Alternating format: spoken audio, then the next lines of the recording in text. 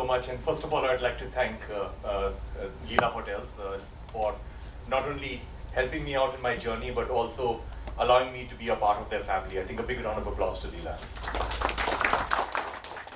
So, as I was introduced, I'm Ricky. I'm a musician, I'm a composer, and an environmentalist.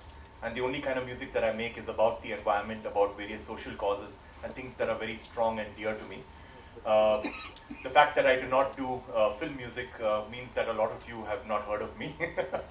But nevertheless, we are all here to try to change that.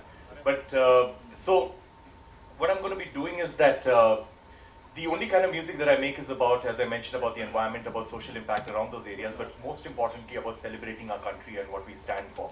Because I've always believed that, especially the younger musicians in India, we always feel that to get international recognition, one has to, create music in English, one has to create Western music, which is actually not true, because the musicians who have actually gotten international accolades all over the world, people like Pandit Ravi Shankar, people like Pandit Vishwamohan Bhatt, people like Anushka Shankar, or Ustad Zakir Hussain, these are the people who have actually broken cultural barriers and gotten accolades all over the world. And these are musicians who have dug deep into their roots and made music based on what makes them uniquely Indian. And I think that's going to be really important for us to understand. So now coming to what we are going to be presenting today, every country has got a national anthem. Every country has got a national anthem, and every country is recognized by that particular national anthem and that piece of music. And that is the power of music. But at the same time, most countries, their national anthems are a little controversial, or some people like it, some people don't like it, or some political party creates some problems about the national anthem and says that this is not what is representing our country. Whereas India is very different, where the national anthem is the most revered piece of music that we have. Across political ideologies, philosophies, backgrounds, cultures, traditions, language barriers, geographic location, everybody in India absolutely love our national anthem. And again, when the first few notes of the national anthem is played, everybody feels a very, very strong sense of patriotism and love for our country and pride for our country. And I'm no different being an Indian. In fact, the first piece of music that I ever learned as a human being is basically the Indian national anthem, before I even learned nursery rhymes or before I learned lullabies. So the anthem and the music is completely in my blood, and it's something that I absolutely love with all my heart. It's a piece of music that is my favorite piece of music in the whole world. So in the past, I've created many versions of the national anthem. In my professional career, I've had a professional career in music for the last 24 years. In these 24 years, I've created 3 versions of the national anthem in the past. So one I created was for the COP21, that is the climate change conference which happened in Paris in 2015. So the Paris Climate Change Conference, or the COP21, was the largest conference of nations from all over the world. 195 countries coming together, that is world leaders, presidents and prime ministers from 195 countries coming together to try to understand what climate change is and how to mitigate the effects of climate change and create a future that is better for our future generations. So over there I created a version of the national anthem which is dedicated to the forests and wildlife of India, because I believe that all of us believe that India is much more than just human beings. India is defined by our forests and wildlife, our beauty is defined by our forests and wildlife, our sustainability is defined by a beautiful forests and wildlife. And in fact, we as human beings have been in this on this land for only 3 lakh years, but our forests and wildlife have been here for 3,000 lakh years. So to signify all of this and to signify that even the forests and wildlife are a part of our country, I created a version of our national anthem, which was quite successful and played all over the world. The second version I created last year, that was in 2022. India has been home to a lot of refugees from all over the world, and these refugees who come to India, they feel very welcome in India. They feel welcome as if it is their new home. And some of these refugees are fantastic musicians. And some of them have been forced to leave their country because they are musicians. Sometimes they have left on the threat of death or under dire circumstances, just with the clothes on their back. They've had to leave the country, and India has been a very welcoming home for them. So along with the United Nations High Commissioner for Refugees, that is the UN Refugees Organization, I created a version of the national anthem where I sang the national anthem along with 12 refugees from Sri Lanka, from Myanmar, from Afghanistan, and from Cameroon. Fantastic singers. We created a version of the national anthem, and that national anthem was very successful last year, that version of the national anthem. this year, I've gone on to do something very, very special, and it's absolutely epic. It's the biggest version of the national anthem that I've ever created. So what I did was that I've collaborated with the Royal Philharmonic Orchestra in London many times. In fact, my Grammy-winning albums has got the Royal Philharmonic Orchestra, featured in it. And this time what I did was that I collaborated with the Royal Philharmonic Orchestra at Abbey Road Studios. And this time, normally the Royal Philharmonic Orchestra is 75-piece or 65-piece. This time we went with a 100-piece orchestra. So this is, and I conducted the orchestra as a conductor. And we performed the Indian National Anthem. And so it's the biggest symphony orchestra ever to record the Indian National Anthem. So that is how amazing this is. And of course, it is a British orchestra. So it's got an added story that, that the British have ruled us for almost 200 years. And now it's an Indian person conducting their most in-demand orchestra, that is the Royal Philharmonic Orchestra, and a 100-piece orchestra at the most legendary studios, that is Abbey Road Studios, which is the most legendary studio and the most iconic studio in the whole world, and performing the Indian National Anthem. So it gave me a lot of pride, it gave me a lot of humility to actually conduct this particular orchestra and get them to perform the Indian National Anthem. So it's been a wonderful experience, obviously. It's been an absolutely wonderful experience, and I plan to release this anthem on the 14th of August, that is the eve of our Independence Day, on the 14th of August at 5 p.m. So 14th of August at 5 p.m. is when we will be releasing this video. We've done the constitutional version of the national anthem, which is between 52 to 53 seconds. So that way, we are hoping that as many people use this particular version of the national anthem for the events and everywhere, because I'm going to be gifting this particular version of the national anthem to the whole country and to Indians everywhere, anywhere in the world. So basically, anybody can use this version of the national anthem absolutely intact the way it is for any purposes they want, without any permission from me or without any royalties, nothing. Anybody can just use the national anthem however they want. But the only caveat that we have, the only condition we have is that you cannot tamper with the national anthem, the version, and you cannot change the video. You have to use it as it is. So as long as you use it as it is, it's free for use for anybody, and it's just our gift, completely free, because this anthem has been completely self-funded, so there is no involvement from anybody, so it's free for everybody to use. Wow. So without further ado, what I'm going to do is that I'm going to play this version of the national anthem for you. So if you would please indulge me, let us all rise for the national anthem. And maybe position yourself in a way that you would be able to see this.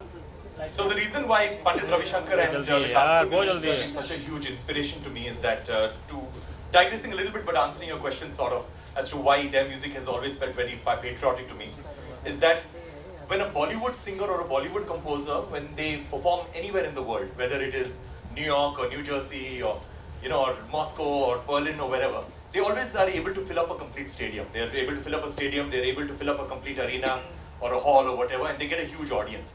But that audience is mostly the Indian diaspora. About 99% of that audience is the Indian diaspora. Because Bollywood, even except with a few exceptions, Bollywood has actually not broken cultural barriers, but a few exceptions are there where Bollywood has actually broken cultural barriers. But when you look at the classical musicians like Pandit Ravi Shankar, Pandit Vishwamohan Bhatt, Ustad Ali Akbar Khan, Ustad Zakir Hussain, Anushka Shankar, all of these musicians. In fact, when I was 19 years old, I had gone to San Francisco and I watched a concert of Pandit Ravi Shankar. And what shocked me of that concert is that there must have been about 1,500 people in the audience. And the audience inside the auditorium was very reflective of the demographic of the city itself. Because inside the audience, about 80% of the people were people who were natives of San Francisco. And the rest of them were, were people from India, people from China, people from Latin America, and things like that. And then that is when I realized that it's these traditional musicians who have actually broken cultural barriers. And the best part is that they're not trying to ape the West. What they're doing, and they're not trying to follow current trends, they're just playing what is true to their own heart and true to their own culture. And they're digging deep into themselves and figuring out what is it that makes them uniquely Indian, and they're showcasing that to the world. So for me, any music of any of these amazing classical musicians has always been an inspiration for me, not only the music, but them as a personality. One more question. Sure. As amazing as this feat is, like going to Abbey Road, the world's biggest studio, and performing the national anthem with a full British orchestra, do you think so it would ever be possible for a British and American to come to India, to one of our studios, and perform their national anthem with an all-Indian orchestra, and would the Indian public say be as accepting of it as the Britishers have been? That's already happened in the past. I've created a sort of like slightly Indian version of the Canadian national anthem when I had performed over there, and I created that. But anyway, but that was not at this particular magnitude. But at the same time, I believe that the thought process can be slightly different because a symphony orchestra is a Western concept. So what needs to happen is that them coming over here and probably recording a national anthem with Indian instrumentation. And I'm pretty sure that that is going to happen because that is the way forward. Because everybody's looking for diversity, everybody's looking for different ways of representing the national anthem. That is one thing. Second thing is that I believe, this is my personal opinion, so don't hold me to it, but no other country has got a national anthem like India where it is revered across the country, where they take it that seriously. They'll probably have another song, like a pop song or something like that, that all of them love, that they will record in an Indian way, which has happened, like the James Bond theme, and the theme for Mission Impossible, and the theme for Titanic. These are songs that they will record, but the thing is that they do not revere the national anthem in their country the way that we revere a national anthem. So I believe that maybe that might not happen simply because they will not care about their national anthem to actually record it in another country, but they'll care about their other stuff. And that has happened time and again, where their very, very popular songs have been done with Indian orchestras and Indian ensembles and all of that stuff. But I don't think they care about the national anthem as much as we do. Namaskar, Vicky. This is Ashish from Delhi Bhaskar. There you go. आप भारत के गौरव हैं, उन चुनिंदा शख्स में से हैं जो लगातार अपने कार्यों से भारत का नाम विश्व पटल पर रोशन कर रहे हैं। ये जो आपका काम है वो भी अविस्मरणीय है, अकल्पनीय है। ऑन अ लाइटर नोट मैं ये पूछना चाह रहा हूँ, रॉयल फिलहार्मोनिक जो ऑर्केस्ट्रा है उसके 100 यूनिट्स के साथ आपने जो ये बनाया है, ये एक तरीके का उनके साथ बदला है 200 साल का जो उन्होंने हम पर राज किया था? नहीं, बदला नहीं है, लेकिन the thing is that I joked with them. So that video I have not yet edited it, but I'll send it to everybody. Before we started doing the national anthem, performing it, I actually spoke to them. And I told them, during the time I told them that, this will be the biggest symphony orchestra to record the national anthem, and I'm very honored to work with you yet again after working with you in the past. So what's up, मैंने बोला. And then I said that I laughed and I told them that, and after you people ruled us for 200 years, this will be the best gift you can give to India. Of course, everybody laughed, but not laughed at me, but they all laughed in acknowledgement, and that made them work very, very hard to give me the best product, because they felt it, that this is a gift that we have to give to Indians, and I felt it in their performance, because I do not believe, I've worked with them so many times in the past, and I do not believe that this kind of effort and this kind of quality I've ever gotten in the past, because they really worked hard and they wanted to give this to 1.4 billion Indians. और आपके हर project की तरह ये project भी अद्भुत है, round take खड़े करने वाला है। लेकिन खास बात है, जब आप शुरुआत कर रहे थे, आपने कहा कि कुछ लोग आप शायद ना जानते हों, आपके जैसे महान एक संगीतकार को भी ये कहने की जरूरत पड़ रही है, कहीं ना कहीं हिंदी फिल्म इंडस्ट्री उस चीज से महरूम है कि आपका जो संगीत है, जैसे कि आप कल्चरल और लैंग्वेज बैरियर तोड़ने की बात कर रहे हैं, तो मुझे लगता है कि हिंदी फिल्म इंडस्ट्री को इस बारे में भी सोचना चाहिए कि एक ऐसा शख्स जो मैं जैसा बोल रहा हूँ कि जो भारत का गौरव है, उसको यहाँ पर लेके आए, उनके साथ कुछ काम करें, ताकि ये यहाँ का जो काम है, यहाँ का संगीत है, वो विश्व पटल पर अलग लेवल पर पहुँचे। So, I believe that the music that is made right now in the Hindi film industry is extremely high quality. I believe that the production quality, the singers, the music, the beats, the production, the mixing, mastering, it's parallel with everything. So I do not believe that there is a dearth of quality. I think quality is absolutely stunning, and you and I listen to Bollywood music all the time. The only thing is that I would love to be a part of a Bollywood film if the film at the core of it is about a very strong social message, because then I would resonate with it, and then I would be able to, I would be able to give my best to the movie, because it would be something that I absolutely believe in. So that is very important for me. Because for me, what does not excite me is somebody paying me money and asking me to make music, based on their sensibility. For me, what excites me more is that I have this idea that, that I want to get this national anthem done by the Royal Philharmonic Orchestra, and I go with all my might and I do this, or there is a social cause, like for example, a refugee crisis, or there is an environmental cause जैसे human and elephant conflict है उस पर मैं music बनाऊँ. So for me these are the things that excite me a lot, you know, doing things which I feel very strongly about. Indian cinema से अगर किसी maker के साथ collaborate करना हो, कौन होगा वो आपके साथ? या कोई एक actor जिसके साथ collaborate करना चाहे? It's very difficult for me to say because there are lots of them. Musicians तो मैं बहुत बता सकता हूँ. Like I've collaborated with Mr. Shankar Mahadevan many times. Salim Sulaiman ji, they are almost like brothers to me. We've collaborated many times. So there are lots of musicians like there. Aditya Narayan, Jonita Gandhi, सबके साथ मैंने collaborate किया है. But filmmakers, it's difficult. It's difficult for me to say. There are lots of them actually. Because if there are one or two names come to my mind, but I don't want to say those names because I will be leaving out many other names. Thank you. Thank you. Ricky, for how long you have been planning? Oh yeah. So for how long you have been planning to shoot this and record the entire national anthem? And my second question is, how are you trying to get this to the root level in India? You know, where social media doesn't exist.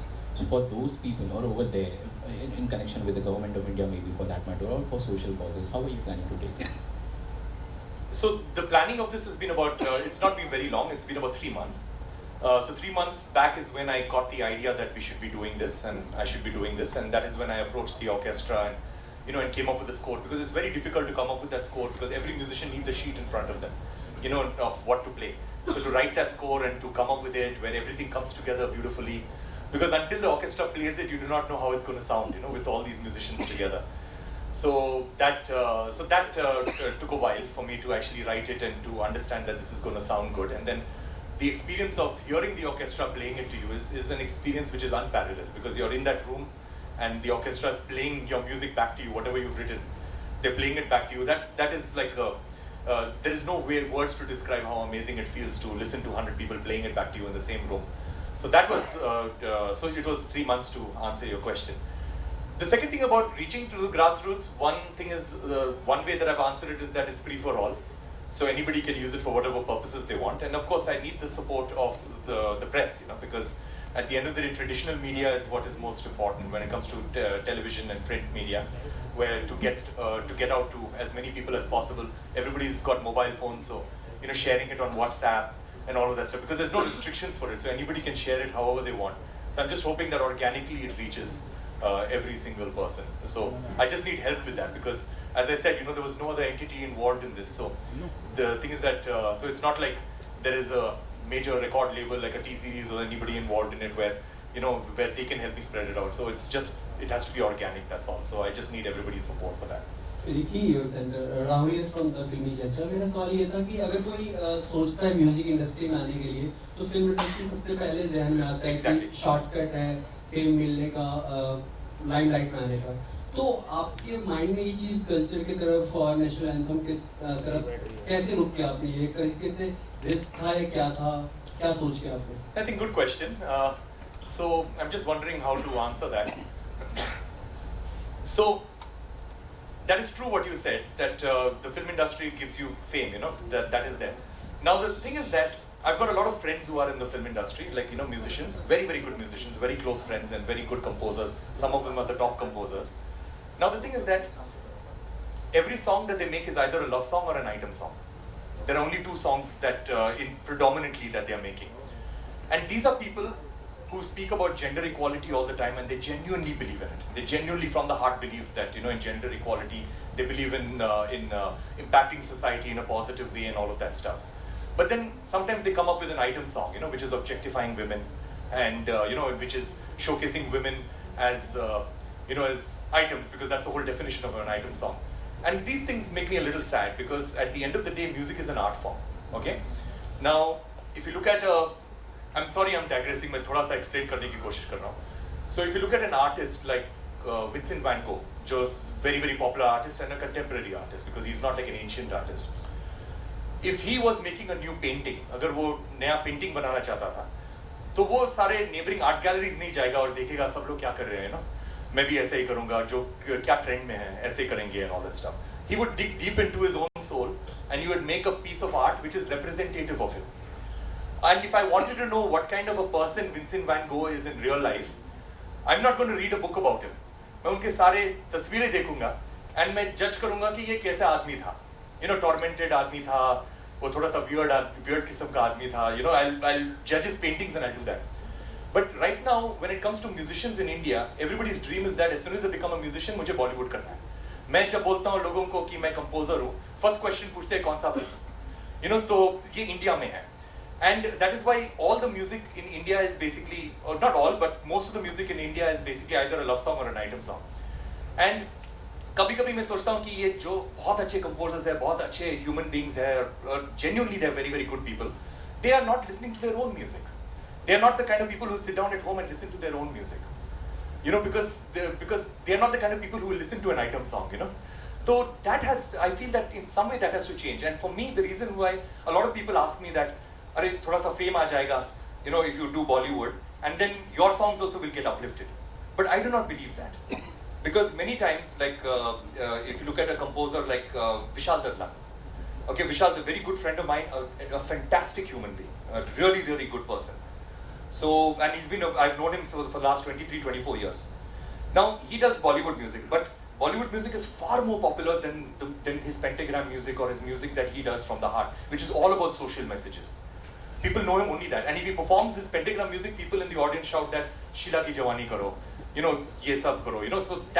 So basically what I'm trying to say is that I would rather be very less known for songs that define me as a person, rather than being extremely well known for songs that do not define me as a person. So that's it. Hi, Vicky जी, मेरा सवाल आपसे है. आपने भी काफ़ी कुछ music के बारे में कहा, म्यूज़िक की ओरिजिनलिटी के बारे में कहा, और मैं सिर्फ ये जानना है आपसे कि आपने जो नेशनल एंथम जो आपने ये किया है बहुत बढ़िया है और बहुत अच्छा है, और मैं सिर्फ ये जानना चाहता हूँ क्या कुछ आप क्योंकि देखिए जैसे देशभक्ति आती है तो हम 15 अगस्त को तिरंगा झंडा लहराते हैं, उसके बाद हम भूल जाते हैं. तो हमारे जो यूथ है उन्हें एक रहना चाहिए कि रिस्पॉन्सिबिलिटी वन इंडियन या एक है ना, हर साल हर दिन आपको वो देशभक्ति या वो सब चीज़ें रहनी चाहिए. तो ऐसा कुछ क्या कुछ सोचते हैं आप इस बारे में, और यूथ को क्या मैसेज देना चाहेंगे, क्योंकि आपका ये जो कदम है ये भी उसी ओर है, यूथ को क्या मैसेज देना चाहेंगे आप? तो I believe that what you're talking about, wo ho raha hai abhi. Like, people are feeling pride about our own inherent culture. People are feeling pride about being Indian. And that's happening all over the world. It's not just with us, it's also happening with the Indian diaspora. Because I go everywhere. My music is predominantly Indian. And I see that I'm able to perform my music anywhere in the world, to audiences everywhere. Like, for example, I recently performed at the World Health Organization, the WHO headquarters in Geneva. There was not a single Indian person in the audience. It was just people from all over the world, mainly Europe and America and Australia and Africa, all these countries. And our entire set from beginning to end was in Indian languages, and it was Indian music. And even that was very, very appreciated. So the thing is that I think people all over the world are appreciating Indian art, and because I can only speak about art right now, but they're appreciating Indian art, and at the same time, Indian artists are feeling proud to be Indian artists.